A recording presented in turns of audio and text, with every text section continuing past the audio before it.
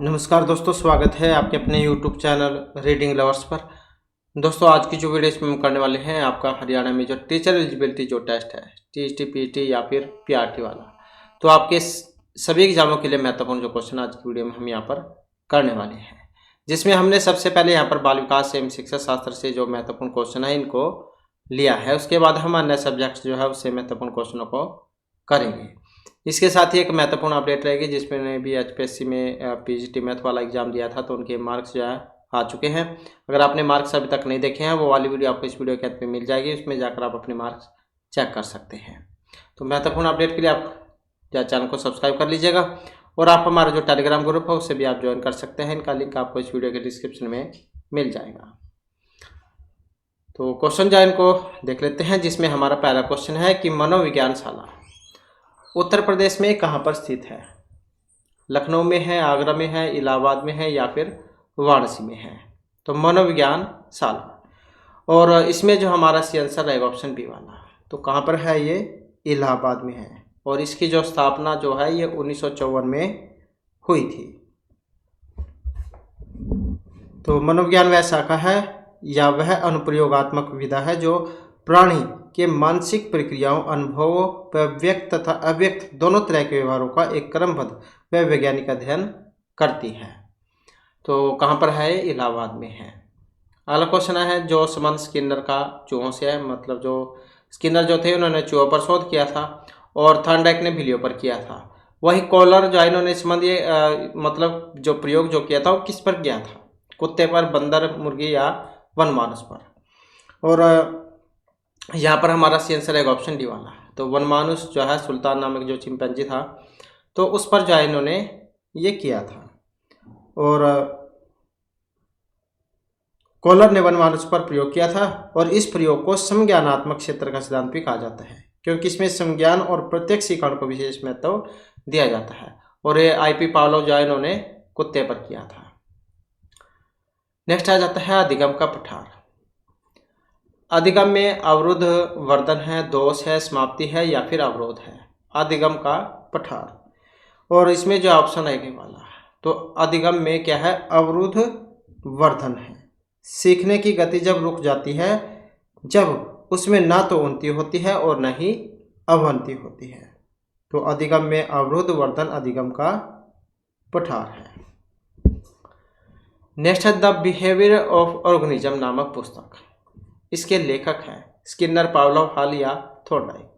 The behaviour of organism नामक पुस्तक के लेखक तो कौन है? बीएफ स्किनर, ऑप्शन ए वाले। और स्किनर की पहली पुस्तक थी जो कि 1938 में प्रकाशित हुई थी, 1938 में। नेक्स्ट है छात्रों में सही व्यवहार के प्रशिक्षण हेतु सर्वाधिक महत्वपूर्ण प्रशंसा, दंड, पुरस्कार या सही व्यवहार का प्रस्तुतिकार है। तो छात्रों में सही व्यवहार के प्रशिक्षण के लिए सबसे अधिक महत्वपूर्ण इनमें से क्या है? और जो ऑप्शन डी में दिया गया है, अर्थात सही व्यवहार का प्रस्तुतिकार। नेक्स्ट आ जाता है समस्या समाधान में लक्ष्य प्रवणता के संप्रत्यय को किसने प्रस्तावित किया था? समस्या समाधान में लक्ष्य प्रवणता के संप्रत्यय को, तो ये सी एलर, हल है, केंडलर है, ब्रिक या फिर कोहलर? तो ये कौन थे? लक्ष्य प्रवणता के संप्रत्यय को जिसने प्रस्तावित किया था, और इनका नाम है हल। तो इन्होंने प्रस्तावित किया था ये लक्ष्य प्रवणता। नेक्स्ट क्वेश्चन आ जाता है इनमें से सूक्ष्म शिक्षण की विचारधारा से संबंधित नहीं है। तो सूक्ष्म शिक्षण की विचारधारा से किसका संबंध नहीं है? Bush, David Hume, DW Allen या एशियन का? अब यहाँ पर देखिए तो ये जो ऑप्शन बी में दिए गए हैं डेविड ह्यूम, तो सूक्ष्म शिक्षण की विचारधारा से इन्हीं का संबंध नहीं है। इसके अलावा फिर बुश, ये W एलन या एशियन इनको हो जाएगा, इसको छोड़कर। नेक्स्ट आ जाता है निम्न में से कौन सा शिक्षण अधिगम का एक स्तर नहीं है? तो शिक्षण अधिगम का स्तर नहीं है अवबोध स्तर, परावर्ती, स्मृति या दूरवर्ती स्तर? तो शिक्षण अधिगम का एक स्तर नहीं है, और ये ऑप्शन डी वाला है। कौन सा? दूरवर्ती स्तर। नेक्स्ट आ जाता है इनमें से कौन सी कक्षा शिक्षण में जनतांत्रिक शिक्षण नीति नहीं है? तो कक्षा शिक्षण में जनतांत्रिक शिक्षण नीति नहीं है व्याख्यान, योजना, अन्वेषण या मस्तिष्क उद्वेलन। तो कौन सी कक्षा शिक्षण में जनतांत्रिक शिक्षण नीति नहीं है? और ये ऑप्शन ए वाली है। कौन सी? व्याख्या। तो यही जो है इसमें जनतांत्रिक शिक्षा नीति नहीं है। नेक्स्ट क्वेश्चन आ जाता है, इनमें से कौन सी समावेशी शिक्षा की एक विशेषता नहीं है? तो समावेशी शिक्षा की एक विशेषता कौन सी नहीं है? कि ये केवल आवश्यकता वाले छात्रों के सीखने में अभिवृद्धि करती है। यह दिव्यांग बालकों की देखभाल से उनकी शिक्षा और व्यक्तिगत विकास की ओर सेवाओं में बदलाव है। समावेशी शिक्षा एक सतत प्रक्रिया है। यह कोई उपार्जित अवस्था या उत्पाद नहीं है। सभी विद्यार्थियों की क्षमताओं को अधिगम स्तर तक बढ़ाना चाहती है।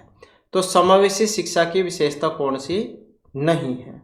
नहीं है ऑप्शन ए वाली, कि यह केवल विशेष आवश्यकता वाले छात्रों के सीखने में अभिवृद्धि करती है। तो कुछ ऐसे शब्द होते हैं जिन्हें देखकर आप सही उत्तर का अंदाजा लगा सकते हैं। तो समावेशी शिक्षा की जो विशेषता नहीं है कि वह केवल विशेष आवश्यकता वाले छात्रों के सीखने में अभिवृद्धि करेगी, बल्कि दिव्यांग बालकों की देखभाल से उनकी शिक्षा और व्यक्तिगत विकास की ओर सेवा में बदलाव है। समावेशी एक सतत प्रक्रिया है। यह कोई उपार्जित अवस्था उत्पाद नहीं है और यह सभी विद्यार्थियों की क्षमताओं को अधिगम स्तर तक बढ़ाना चाहती है, बस इसको छोड़कर। नेक्स्ट आ जाता है, इनमें से कौन सा फ्लेंडर की अंतःक्रिया विश्लेषण प्रणाली से संबंधित नहीं है? तो फ्लेंडर की अंतःक्रिया विश्लेषण प्रणाली से किसका संबंध नहीं है? छात्र कथन का, अभिभावक कथन, शिक्षक कथन या मोर का? तो फ्लेंडर की अंतःक्रिया विश्लेषण प्रणाली से जिसका संबंध नहीं है, तो कौन सी है? ऑप्शन बी वाली, अभिभावक कथन। नेक्स्ट आ जाता है, संभाषण में अर्थ की लघुत्तम इकाई है? रूपग्राम, पद शब्द या ध्वनिग्राम? तो संभाषण में अर्थ की लघुत्तम इकाई कौन सी है? और लघुत्तम जो इकाई है यहाँ पर ये ऑप्शन ए वाली है। कौन सी मानी गई है? रूपग्राम। तो ये जो है यहाँ पर संभाषण में अर्थ की लघुत्तम इकाई मानी गई है। नेक्स्ट है, हम करके सीखते हैं, और ये कथन है यहाँ पर योकम, डॉक्टर मे, सिम्पसन या कोलसेनी का, कि हम करके सीखते हैं। तो किन का है ये? और ये माना गया है डॉक्टर मेस का। तो यह जो ऑप्शन सी में दिए गए हैं कि हम करके सीखते हैं। कथन वाला भी एक क्वेश्चन आपको देखने को जरूर मिल सकता है, तो वेरी वेरी इंपॉर्टेंट है। इसके बाद इनमें से कौन सा शिक्षण का एक स्तर नहीं है? बोध, स्मृति, चिंतन या वर्णन? तो शिक्षण का स्तर कौन से वाला नहीं है? तो ये जो वर्णन स्तर जो यहाँ पर दिया गया है ये नहीं है। इसके अलावा बोध, स्मृति और चिंतन यहाँ पर माने गए हैं। नेक्स्ट क्वेश्चन आ जाता है, शिक्षण की जो अंतःक्रियात्मक अवस्था है यह मुख्य सक्रिय होती है? निदान, प्रत्यक्षीकरण, क्रिया और प्रतिक्रिया या इन सभी की? तो शिक्षण की अंतःक्रियात्मक अवस्था ये मुख्य सक्रिय होती है। किसकी होती है? तो ये मानी गई है क्रिया और जो प्रतिक्रिया है इसकी। नेक्स्ट आ जाता है, एक बालक काली गाय, काला कुत्ता, काली वस्तुओं को देखकर डरने लग जाता है। तो इस प्रकार का जो अनुबंधन है ये किस में निहित होता है? अनुक्रिया अनुबंधन में, उद्दीपक समानीकरण में, अनुक्रिया समानीकरण में या किसी में भी नहीं। अगर कोई व्यक्ति काली वस्तु को देख लेता है, चाहे काली गाय है, कुत्ता है या कोई भी काली वस्तु है, उसे देखकर अगर डरने लग जाता है, तो इसमें जो माना गया ऑप्शन बी को, तो क्या है ये? उद्दीपक समानीकरण यहाँ पर इसमें माना गया है। नेक्स्ट आ जाता है, शिक्षण विधि का चयन करते समय निम्न में से किसको ध्यान में रखने की आवश्यकता नहीं है? किसका? शिक्षण विधि का चयन करते समय किसको ध्यान में रखने की जरूरत नहीं है?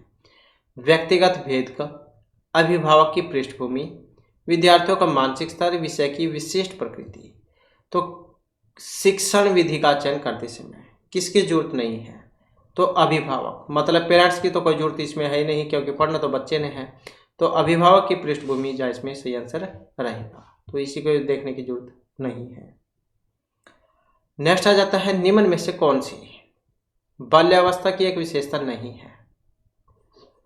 सामूहिकता की प्रबलता को होना, जिज्ञासा की कमी, अभिवृद्धि में स्थिरता को होना, समूह एवं खेलों में सहभागिता को होना।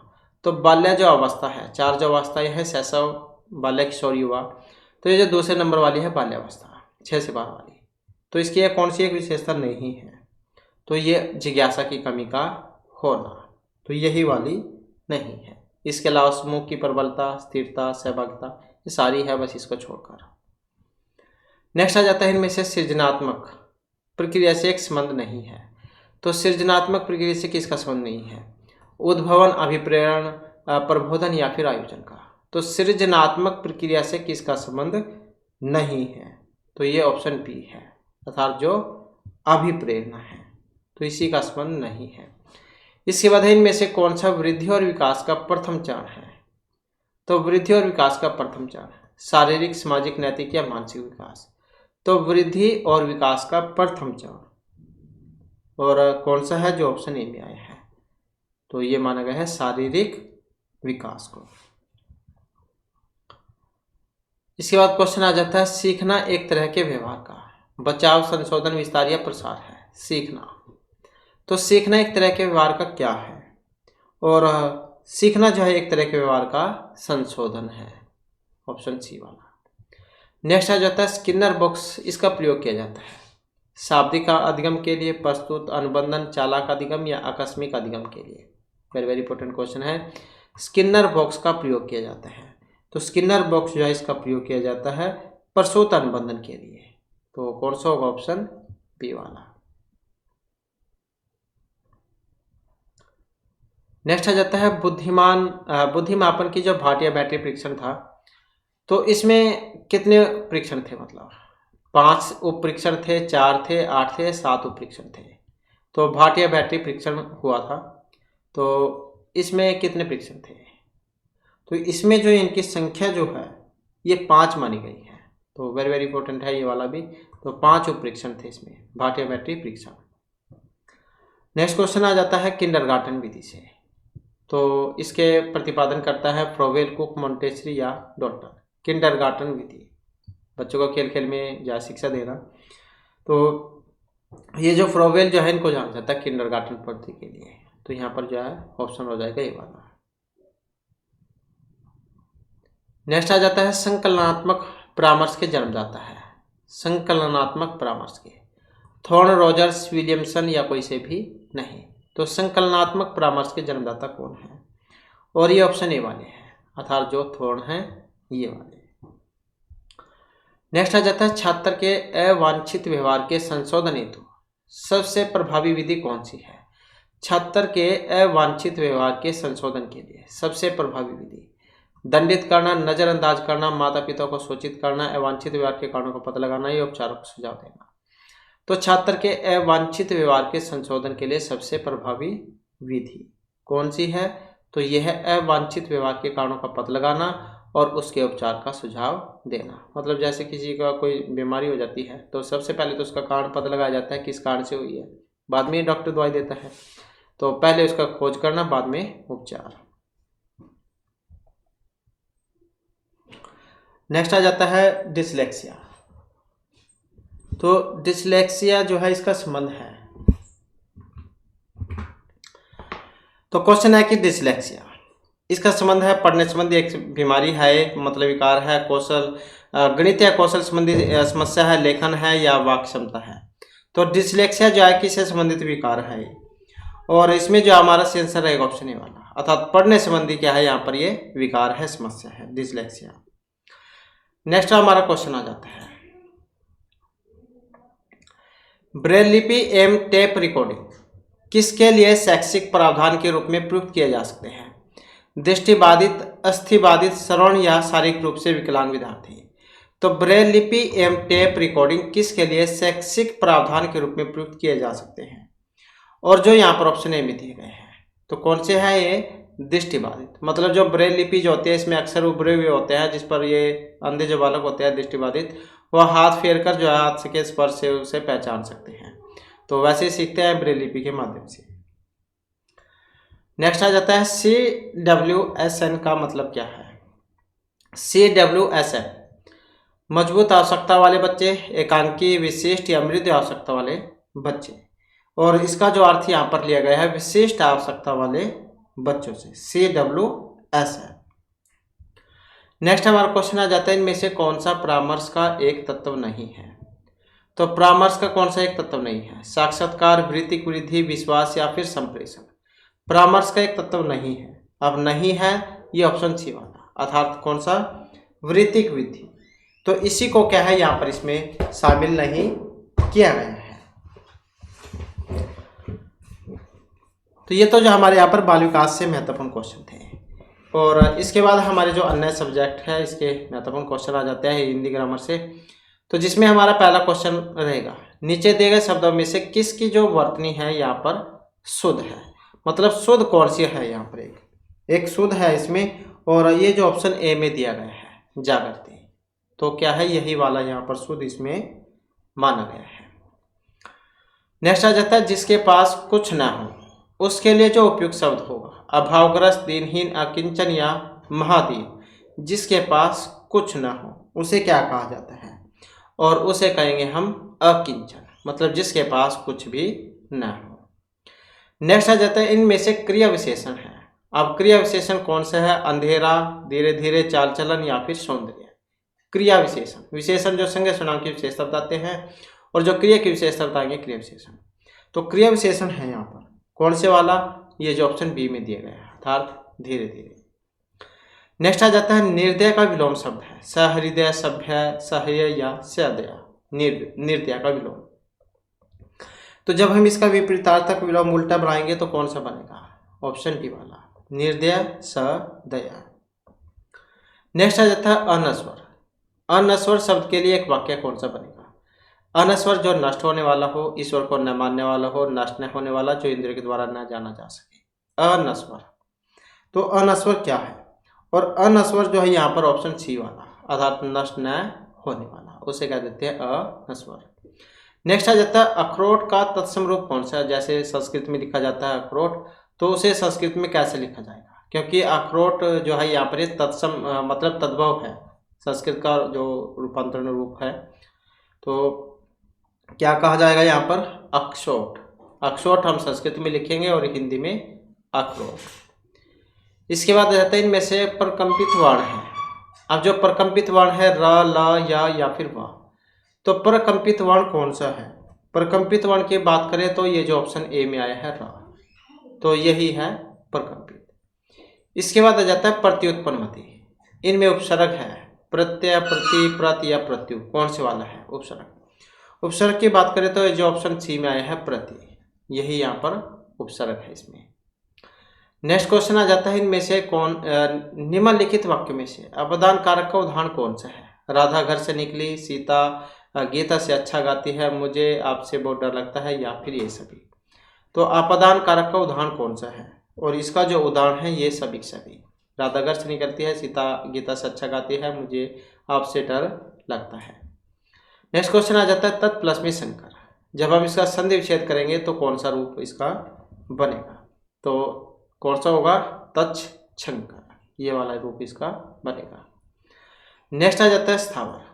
इसका जब हम विलोम विपरीतार्थक उल्टा शब्द बनाएंगे तो स्थावर मतलब जंगल, जंगम, संपत्ति, स्थापना, क्या होता है स्थावर का। और इसका अगर हम देखें तो जो ऑप्शन सी में है, अर्थात जंगम। नेक्स्ट आ जाता है, ये फल उसके लिए है। वाक्य में जो रेखांकित अंश है, अन्य पुरुष एकवचन संप्रदान में है, मध्यम पुरुष बहुवचन कर्ता में है, मध्यम पुरुष एकवचन संप्रदान में है, उत्तम पुरुष एकवचन संप्रदान में है। ये फल उसके लिए है, तो वाक्य में रेखांकित अंश कौन सा है। रेखांकित अंश की बात करें तो जो ऑप्शन ए में है, तो ये फल उसके लिए है, मतलब अन्य पुरुष में है, एकवचन और संप्रदान कारक में। नेक्स्ट आ जाता है, सव्यसाची शब्द के लिए एक वाक्य होगा। सव्यसाची किसे क्या देते हैं, जो सदा सत्य बोलने वाला हो, बाएं हाथ से काम करने वाला हो, जिसने बहुत कुछ सुना हो, या अपनी इच्छा के अनुसार आचरण करने वाला। तो सव्यसाची क्या है, और सव्यसाची जो है किसको कहा जाता है, जो बाएं हाथ से काम करता है। कुछ व्यक्ति जो राइट हैंड से काम करते हैं, ज़्यादातर तो राइट हैंड से ही करते हैं, कुछ खब्बे भी होते हैं, खब्बे क्या देते हैं जिनको बाएं हाथ से, लेफ्ट हैंड से काम करते हैं, तो ये सव्यसाची होते हैं। नेक्स्ट आ जाता है, वह श्रेष्ठ उपासक है। इसमें जो विशेष्य होगा कि वह श्रेष्ठ है या उपासक, तो कौन सा इसमें विशेष्य है। और विशेष्य की बात करें तो जो ऑप्शन सी में आया है, अर्थात उपासक, यही है विशेष्य, विशेषण की विशेषता बताने वाले विशेष्य है। नेक्स्ट है, इनमें से किस वाक्य में पूर्वकालिक क्रिया का प्रयोग हुआ है। अब पूर्वकालिक, ठोकर लगते ही लड़का बेहोश हो गया, विद्यार्थी पढ़ेंगे तो पास होंगे, श्याम दूध पीकर घूमने जाता है, अध्यापक बच्चों को प्रतिदिन हिंदी पढ़ाता है। तो पूर्वकालिक क्रिया का जो प्रयोग हुआ है वो किस में हुआ है, और ये ऑप्शन सी में, अर्थात ये जो पीकर, खाकर, देखकर, ये वाले जो है, तो ये होती है पूर्वकालिक क्रिया। नेक्स्ट आ जाता है कौन से शब्द अपने विभाजन के पश्चात अन्य अर्थ में प्रचलित हो जाते हैं। तो अपने विभाजन के पश्चात अन्य अर्थ में सार्थक, रूढ़, योग रूढ़ या फिर योगी कौन से होते हैं? अपने विभाजन के पश्चात अन्य अर्थ में प्रचलित हो जाते हैं, तो उनको हम योग रूढ़ कहेंगे। ये सब तीन होते हैं, रूढ़, यौगिक और योग रूढ़। जैसे आपका बहुब्री समास होता है तो सेम है। नेक्स्ट आ जाता है गुरु के समीप रहकर शिक्षा ग्रहण करने वाला, उसे हम गुरुकुलवासी, अंतेवासी, छात्रवासी या आश्रमवासी क्या कहेंगे? गुरु के समीप रहकर विद्या ग्रहण करना, तो क्या कहा जाएगा उसे? और उसे कहेंगे हम अंतेवासी। नेक्स्ट आ जाता है उतर गए लोई, तो क्या करेगा कोई? ये क्या कहावत है? कंगले को किसी हानि की आशंका नहीं होती, गंभीर रोगी की चिकित्सा संभव नहीं होती, कोई भी प्रतिष्ठा वापस नहीं मिल सकती, बेशर्म हो चुके व्यक्ति को इज्जत गवा देने का भय नहीं रहता।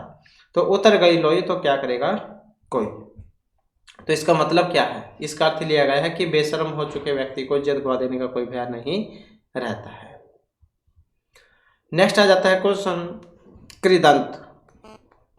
कृदंत प्रत्यय किसके साथ जुड़ते हैं? संज्ञा, धातु, सर्वनाम या फिर विशेषण के साथ में। तो किसके साथ जुड़ते हैं? और ये जुड़ते हैं धातु के साथ में। नेक्स्ट क्वेश्चन आ जाता है जनार्दन। यहाँ पर पर्यायवाची है राम, विष्णु, कृष्ण या फिर ब्रह्मा। जनार्दन में जो पर्यायवाची है यहाँ पर, और किसका है? विष्णु का। नेक्स्ट क्वेश्चन है सबरी प्रतिदिन राम की प्रतीक्षा करती थी। वाक्य का सही भेद कौन सा होगा? संदेहार्थक है, प्रश्न है, विधान है या आज्ञा है? सबरी प्रतिदिन राम की प्रतीक्षा करती थी। अब यहाँ पर ना तो इसमें संदेह है, ना क्वेश्चन किया जा रहा है, ना ही आज्ञा दी जा रही है, तो कौन सा वाक्य का उदाहरण है? तो यह है विधान अर्थक का। नेक्स्ट आ जाता है सावधानी। सावधानी शब्द में प्रत्यय है नी, ई, दीर्घ ई या आनी। सावधानी ई, तो कौन सा है? बड़ी ई अर्थात दीर्घ ई, सावधानी। इसके बाद आ जाता है अगला क्वेश्चन हमारा सियार। इसका तत्सम रूप क्या है? मतलब जो संस्कृत का, क्योंकि ये हिंदी में कह देते हैं हम सियार लोमड़ी को, तो इसका संस्कृत में रूप कौन सा है? तो ऑप्शन डी वाला अर्थात श्रृंगार है। नेक्स्ट आ जाता है पितराज्ञा। जब हम इसका संधि विच्छेद करेंगे तो कौन सा रूप इसका बनेगा? तो सही संधि विच्छेद कौन सा बनेगा? तो ये हो जाएगा ऑप्शन सी वाला, पितृ प्लस में आज्ञा, पितराज्ञा। नेक्स्ट आ जाता है किस शब्द में एक प्रत्यय लगा हुआ है? सागर, अगर, नगर या जादूगर में। प्रत्यय क्या होता है? जो शब्द के लास्ट में लगता है और उपसर्ग शुरू में। तो प्रत्यय पूछा गया, यहाँ पर प्रत्यय कौन सा है? ये जो ऑप्शन डी में आया है जादूगर, ये गर यहाँ पर प्रत्यय है। नेक्स्ट आ जाता है मुख्य अवयवों के निकट आने से संघर्ष के पश्चात प्रकट होने वाली जो ध्वनि है उसे हम स्पर्श, वात्स्य, अंतस्थ या उपसर्वण क्या कहेंगे? मुख्य अवयव के निकट आने से संघर्ष के पश्चात प्रकट होने वाली ध्वनि, और क्या कहेंगे उसे? हम उपसर्वण कहेंगे, और इन्हें हम सलवर्ण भी कह लेते हैं, तो ये आप याद रखिएगा।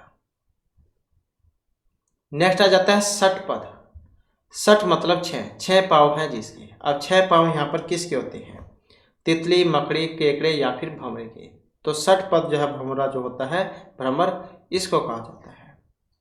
नेक्स्ट आ जाता है एक उद्देश्य और एक ही विधेय से मिलकर बनने वाला जो वाक्य है उसे हम सरल, संयुक्त, मिश्र, साधारण क्या कहेंगे? एक उद्देश्य और एक ही विधेय से मिलकर बनने वाला वाक्य, और उसे हम साधारण वाक्य कहेंगे। नेक्स्ट आ जाता है देहलता। इस समासिक पद में समास है। अब इसमें कर्मधारय है, द्विगु है, अव्ययभाव है, ये द्वंद्व है। तो देहलता में कौन सा समास है? समास की बात करें तो इसमें रहेगा ऑप्शन ए वाला, अर्थात जो कर्मधारय समास इसमें रहेगा। नेक्स्ट आ जाता है शुद्ध वर्तनी। शुद्ध वर्तनी का चयन कीजिए। अब सही वाली कौन सी है इसमें? सही की बात करें तो ये जो ऑप्शन सी में दी गई है अक्षुभ, तो इसी को क्या है इसमें सही माना गया है। इसके बाद आ जाता है नेक्स्ट क्वेश्चन। तो यहाँ पर क्वेश्चन है निम्नलिखित प्रश्न में जो 4 विकल्प हैं, 4 विकल्पों में से उस विकल्प का चयन करें जो दिए गए शब्द के समानार्थी शब्द का एक विकल्प नहीं है। अब समानार्थी का कौन सा एक विकल्प यहाँ पर नहीं है? ओस मतलब तुहिन, शबनम, फाका या तुषार, तो कौन सा है? अब नहीं में पूछा गया यहाँ पर, और नहीं की बात करें तो ये जो ऑप्शन बी में दिया गया है फाका, तो ये नहीं है। नेक्स्ट आ जाता है निम्नलिखित प्रश्न में 4 विकल्पों में से उस विकल्प का चयन करें दिए गए शब्द के पर्यायवाची शब्द का सही विकल्प नहीं है। जैसे यतन है, अब इसका एक नहीं है, कौन सा? तो ये ऑप्शन बी वाला अर्थात मृषा, क्योंकि मृषा जो है ये झूठ को कह देते हैं। बाकी परिश्रम, मेहनत, प्रयास इसके सही आंसर माने गए हैं। नेक्स्ट आ जाता है दिए गए शब्द का पर्यायवाची बताइए। सांप, सांप को क्या कहा जाता है, इसका पर्यायवाची कौन सा है? तो सांप को क्या कहा जाता है? विषधर कह देते हैं, विष को धारण करने वाला विषधर। नेक्स्ट आ जाता है दिए गए शब्द का पर्यायवाची बताइए। विष का पर्यायवाची रात्रि, गर्व, गर्ल या गहरा। तो विष का पर्यायवाची है यहाँ पर कौन सा? ऑप्शन बी वाला अर्थात गर्ल जो है इसको कह देते हैं विष। रात्रि को रैन, यामिनी, विभावरी कह देते हैं। गर्व को अभिमान, दर्प, मद कह देते हैं। गहरा मतलब आघात, गहन, अतल स्पर्शी होता है। तो ये विष का होगा गर्ल। नेक्स्ट आ जाता है दिए गए शब्द का पर्यायवाची बताइए। कोविद, पताका, तुरंत, विद्वान या बेहरा है। कोविद का पर्यायवाची कौन सा है और कौन सा है? ऑप्शन बी वाला अर्थात जो विद्वान है। पताका को ध्वजा, झंडा, केतु कह देते हैं। तुरंत मतलब झटपट, शीघ्र, अविलंब कह देते हैं। बेरहम कौन होता है? क्रूर, बेदर्दी उसे कह देते हैं। इसके बाद इनमें से वृक्ष का पर्यायवाची शब्द है नहीं है। तरु, पेड़, विटप या मंजरी। वृक्ष का पर्यायवाची शब्द नहीं है, कौन सा? ऑप्शन डी वाला अर्थात मंजरी, क्योंकि ये फूल का है। नेक्स्ट आ जाता है क्षणभंगुर। इसका एक पर्यायवाची नहीं है, जो क्षण भर में नष्ट हो जाने वाला हो। क्षणिक, एक क्षण में जो भारी लगे, नश्वर। क्षणभंगुर का पर्यायवाची नहीं है, कौन सा? जो भारी लगे, ये वाला। नेक्स्ट आ जाता है फूल। अब फूल का समानार्थक है कौन से वाला? घास, पुष्प, पुस्तक या कलम। फूल का समानार्थक। अब इसमें देखें तो ये जो ऑप्शन सी में आया है अर्थात पुष्प, क्योंकि सुमन, कुसुम, परसुन, पोह, पुष्प ये सब कह देते हैं इनको। नेक्स्ट आ जाता है इनमें से ब्राह्मण का एक वाचक नहीं है। अब ब्राह्मण जैन के लिए एक नहीं आता है इसमें, वो कौन से वाला है? तो ये जो ऑप्शन डी में आया अर्थात शंभु, ये वाला। नेक्स्ट आ जाता है क्षीण का पर्यायवाची शब्द नहीं है। दुर्बल, कमजोर, कठोर या बलहीन। क्षीण का। अब यहाँ पर इसमें देखें तो ये जो ऑप्शन बी में आया है कठोर, ये वाला, तो ये नहीं है, क्योंकि कठोर जैसे कड़ा, निष्ठुर, ठोस, रुखा ये कह देते हैं। तो क्षीण का ये नहीं है। नेक्स्ट आ जाता है दिए गए शब्द का पर्यायवाची शब्द बताइए। तो इसका पर्यायवाची बताना है कंदर का। सोल, कनक, खो या खार, क्या कह देते हैं इसको? कंदर को। अब इसमें देखें तो ये जो ऑप्शन बी में है खो, ये वाला। गुफा भी कह देते हैं इसको और दर्रा भी कह देते हैं। कंदर मतलब गुफा, दर्रा। नेक्स्ट आ जाता है कालिंदी। इसका पर्यायवाची है गंगा, नदी, धरती या यमुना। कालिंदी का। कालिंदी का कौन सा है? ये ऑप्शन डी वाला अर्थात यमुना, क्योंकि गंगा, देवनदी, मंदाकिनी, ध्रुवनदा, सुरसरिता, अमृतरंगिनी कह देते हैं। धरती को क्या कहते हैं? पृथ्वी, भूधरा, रत्न गर्भा, भूमि, वसुंधरा। नदी को क्या कहते हैं? सरिता, वाहिनी, तटिनी, प्रवाहिनी, नद, जलमाला। तो कालिंदी का पर्यायवाची है यमुना। नेक्स्ट आ जाता है निम्न वाक्य में रेखांकित शब्द के विलोम शब्द से रिक्त स्थान की पूर्ति कीजिए। राग और डैश दोनों विपरीत भाव हैं। रहित, रागिश, राग या द्वेष। तो इसमें देखें तो कौन सा बनेगा? ये वाला हो जाएगा, राग और द्वेष। नेक्स्ट आ जाता है निम्नलिखित विकल्प में से किस वाक्य में अनरित शब्द के लिए उचित विलोम का प्रयोग हुआ है? वह बेहतर करता है, सत्य की विजय होती है, सुंदर है या फिर अपराधी है।